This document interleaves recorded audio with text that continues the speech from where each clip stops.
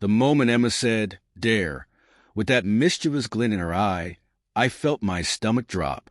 We were 6 drinks deep into our engagement party, and my cousin Lily had insisted we play truth or dare, like we used to as kids. I should have shut it down right there, but the bourbon had dulled my better judgment.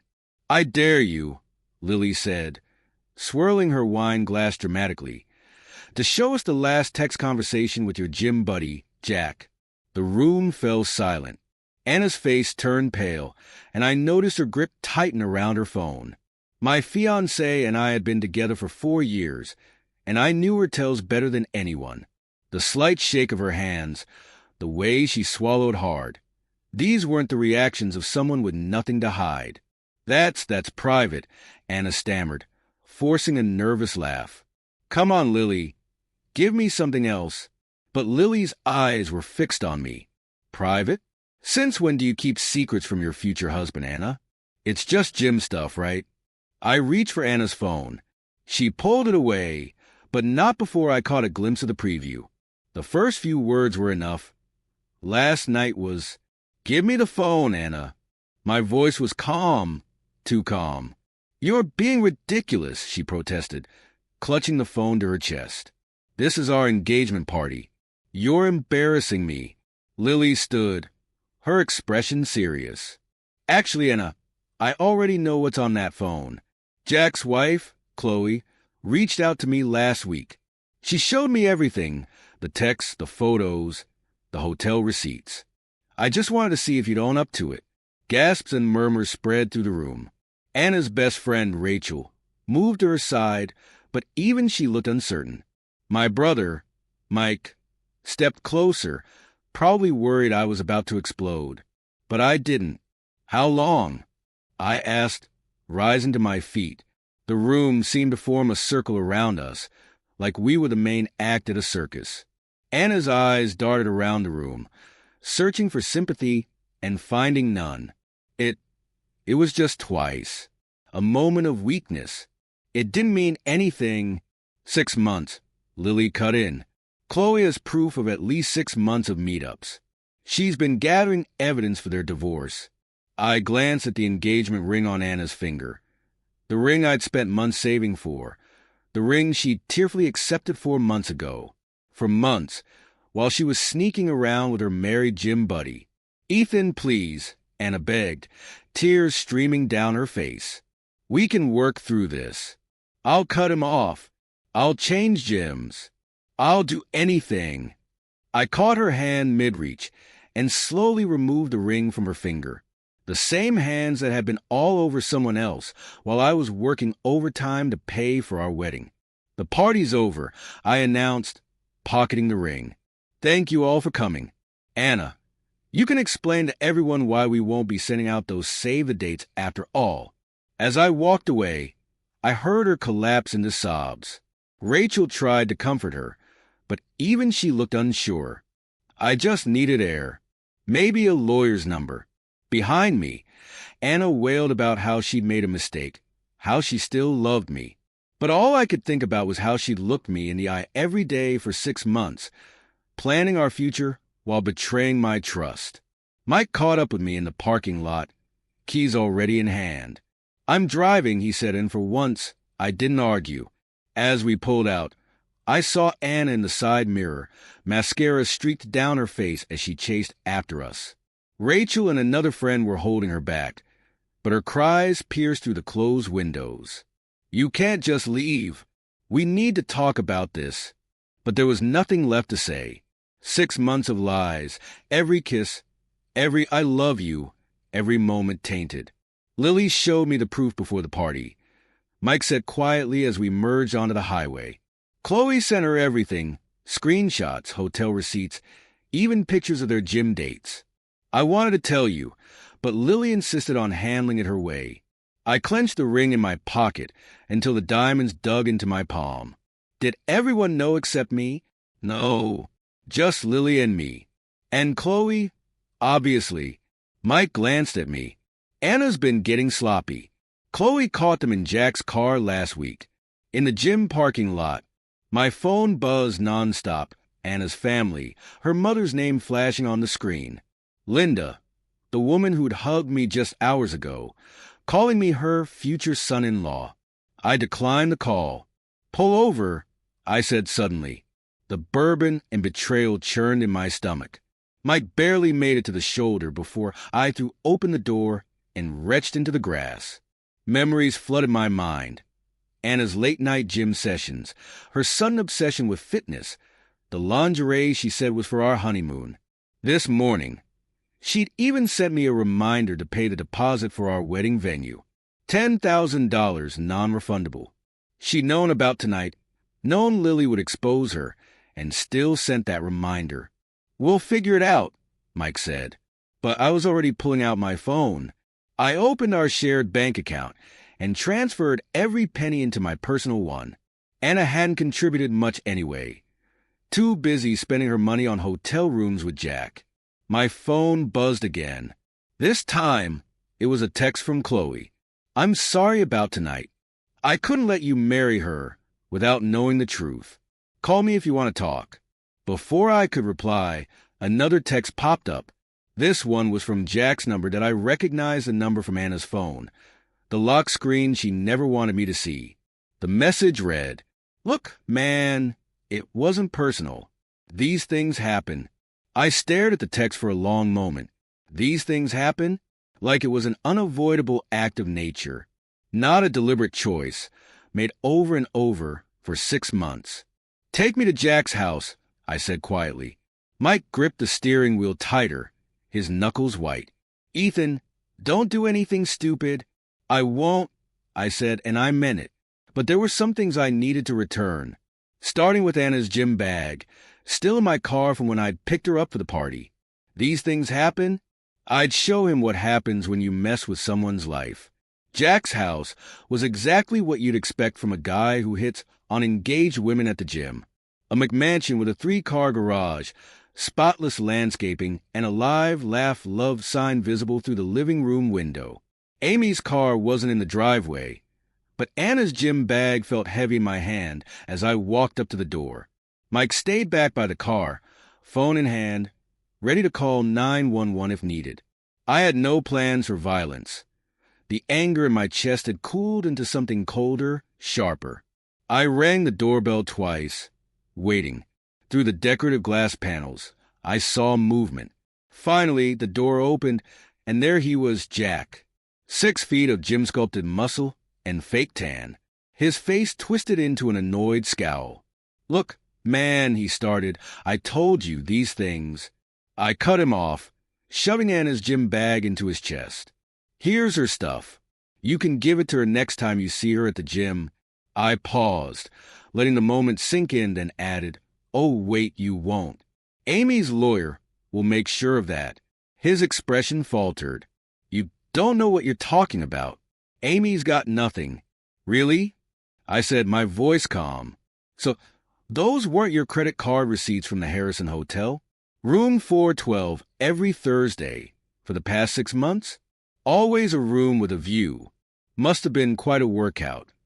2 hours each time." Jack's face paled slightly. "You need to leave," he growled, trying to close the door. I stopped it with my foot. "One more thing." I held up my phone, showing him the text he'd sent earlier. "You're right. These things happen. And sometimes, these things end up on gym review websites, or get sent to corporate offices, or posted in neighborhood Facebook groups." His jaw clenched, his bravado fading. "You wouldn't dare. Try me. You've already lost your wife, probably half your assets. Want to lose your job too? I hear the fitness industry frowns on trainers who sleep with clients." Behind him, I saw photos on the wall. Smiling family pictures of him, Amy, and their 2 kids on sunny beach vacations. And here he was, throwing it all away for cheap thrills. "You know what's funny?" I added, pulling my foot back from the door. "Anna wasn't even your only side piece. Amy found your other profiles. Remember Jessica? Anna's best friend? I hear she got some very interesting DMs from you last month. That part was a lie, but watching his face twist in panic was worth it. Let him wonder which of his other secrets might come out. "You're bluffing," he said, but his voice wavered. Maybe. Maybe not. Here's what's going to happen. You're going to lose my number, Anna's number, and any thought of contacting us again.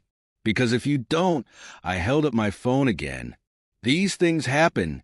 I turned and walked away, leaving him clutching Anna's gym bag like a shield. Behind me, the door slammed shut. Mike was grinning as I got back into the car. That was way better than punching him. "Oh, I'm not done," I said, pulling out my phone. "Anna's coming home to an empty apartment tonight. I've got some calls to make." Amy met us at a 24-hour diner on the outskirts of town.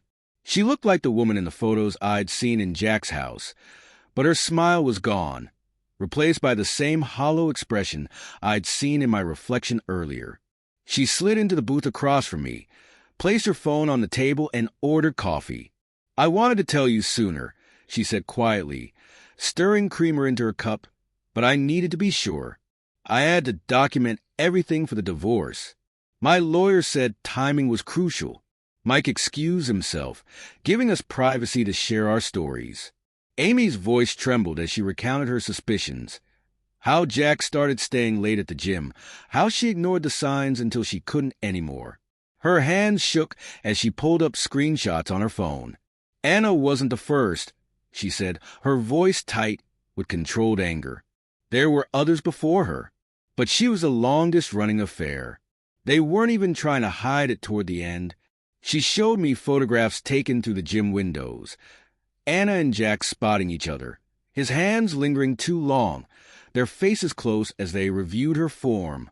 Then came the hotel surveillance photos her private investigator had obtained, showing them entering and leaving the Harrison Hotel together. Anna still wore her engagement ring. Amy's voice wavered as she continued. "The thing that kills me is how they acted around me. Sarah would come to our neighborhood barbecues, play with my kids, help me plan birthday parties, all while sleeping with my husband. She even gave me advice about keeping the spark alive in my marriage. My coffee grew cold as we talked. Both our phones kept lighting up with messages. Sarah's texts had escalated from pleading apologies to angry accusations, claiming I was overreacting and embarrassing her. Jason was doing the same to Amy, alternating between threats and desperate appeals to think about the children. "I've already moved most of my money," Amy said, showing me documents on her phone. "The kids are with my sister tonight. Tomorrow, Jason gets served with divorce papers, and I'm taking the kids to my parents' house in Oregon." I nodded, understanding the need for distance. Sarah's going to find all her stuff packed when she gets home. I called our landlord. Since I'm the only one on the lease, he's changing the locks tonight. Her boxes will be waiting in the building's storage room. Amy gave a faint, impressed smile. "You work fast." "I learn from the best," I replied, gesturing to her meticulously organized evidence folder. Then I pulled out my phone and opened my banking app, showing her the transfers I'd made. "Think Sarah's noticed yet?" As if on cue, my phone buzzed with a new message from Sarah. "Why can't I access our joint account? This is illegal." Amy let out a bitter but genuine laugh. "Let her try explaining to a judge why she needs access to your money while she's been spending hers on hotel rooms with my husband." I started composing a group text to our wedding party, canceling everything. As I typed, Amy hesitated, then touched my hand. "There's something else you should know," she said, pulling up another set of messages. Her hand shook as she handed me her phone. The messages between Sarah and Jason scrolled endlessly. Not just their affair details, but their plans for the future. My stomach churned as I read their casual discussions about continuing their relationship after my wedding. They had everything mapped out. Sarah would keep her gym membership, and Jason would expand his client base to our new neighborhood. They'd meet at a different hotel, further from home. "Keep scrolling," Amy said softly. I did, and my blood ran cold. Sarah had been funneling money from her savings, the money I thought she was setting aside for our honeymoon, into a separate account. She and Jason planned to use it as a down payment on a condo after his divorce from Amy was finalized. They'd already picked out the location, a few blocks from where Sarah and I were supposed to live. She was going to marry me, I said, my voice hollow, while actively planning a life with him. Jason told her he'd leave me once the kids were a little older, Amy added. Sarah was willing to wait. They had it all figured out. She'd be the doting stepmother to my children, while I got pushed out of the picture. The coffee in my stomach turned to acid. I thought about Sarah playing with Amy's kids at those barbecues, all while plotting to take their father away from them. The depth of the betrayal was staggering. My phone buzzed again. This time, it was a voice message from Sarah, slurring slightly. You're making a huge mistake, Brandon. I chose you. I was going to end it with Jason, I swear. Please, just talk to me. I played the message on speaker. Amy's face hardened. Funny, she said. She told Jason the exact opposite an hour ago. She pulled up another message, where Sarah swore she was only marrying me for stability, while Jason was her true love.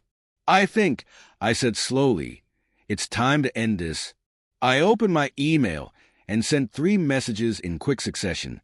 One to our wedding venue, canceling everything and requesting my deposit back due to proven infidelity. One to Sarah's parents, attaching screenshots of her messages about using me for stability. And one to our entire wedding party, explaining why there wouldn't be a wedding. Then I did something that made Amy smile for the first time that night. I uploaded the hotel receipts and some choice screenshots to the gym's corporate complaint form with a detailed explanation of how their star trainer was using the facility to arrange meetups with clients' fiancés. That should hit his income, I said, hitting send. And here's the best part. It's all true. Let him explain that to his manager. My lawyer will love this, Amy said, snapping photos of the evidence with her phone. It proves a pattern of behavior. As we finished our coffee, Sarah's sister, Rachel, suddenly burst into the diner, mascara streaking down her face. She spotted us and rushed over. Brandon, thank God. Sarah's threatening to come here. She's drunk and hysterical. She says she's going to tell everyone that you and Amy are conspiring against her, that you're having an affair too. I looked at Amy and started laughing. The sheer absurdity of Sarah trying to flip the script was exactly the kind of manipulation I should have expected. Perfect, I said, pulling out my phone again. Hey, Rachel, want to help us destroy your sister's last shred of credibility? Because those timestamps on Amy's evidence tell a very different story, and I think it's time everyone saw exactly who your sister really is. Rachel hesitated for a moment, then slid into our booth. I've spent years covering for her lies, she said quietly. I'm done. Where do we start? I smiled and opened my Photos app where I'd been documenting everything. We start with the truth. And this time, Sarah doesn't get to bluff her way out of it.